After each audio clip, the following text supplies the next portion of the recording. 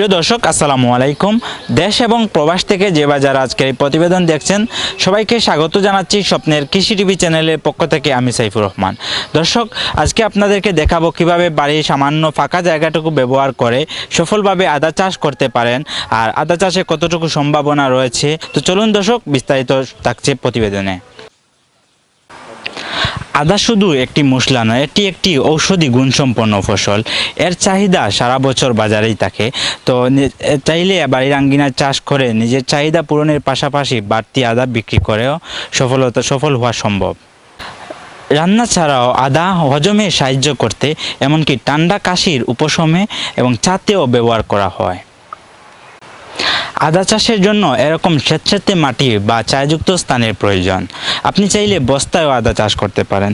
তো আমি এখানে বস্তায় আদা চাষ করেছি। মূলত দোআঁশ বা বেলে দোআঁশ মাটিতে আদা চাষের জন্য উপযোগী। মাটিতে ভালোভাবে জৈব সার মিশিয়ে নিতে হবে। বিশেষ করে গোবর, কম্পোস্ট বা পচানো পাতা দিয়ে মাটি প্রস্তুত করতে হবে। আদার জন্য বেছে নিতে হবে স্বাস্থ্যবান ও পরিণত কন্দ। প্রতিটি কন্দে 2 থেকে 3টি গাঁট বিশিষ্ট হলে ভালো হয়। এগুলো 5 থেকে 6 ইঞ্চি গভীরতায় 10 থেকে 12 ইঞ্চি দূরত্ব রেখে লাগাতে হবে।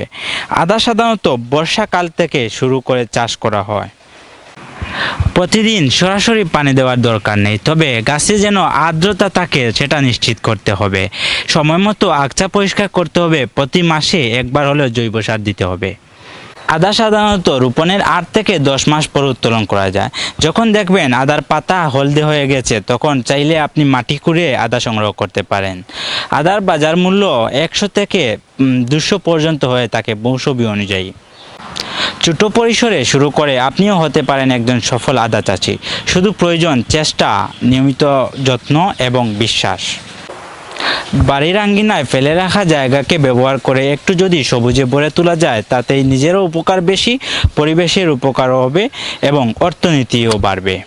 দর্শক, আজকে এই পর্যন্ত। দেখা হচ্ছে নতুন কোনো পর্বে। ভালো থাকবেন, সুস্থ থাকবেন। আল্লাহ হাফেজ।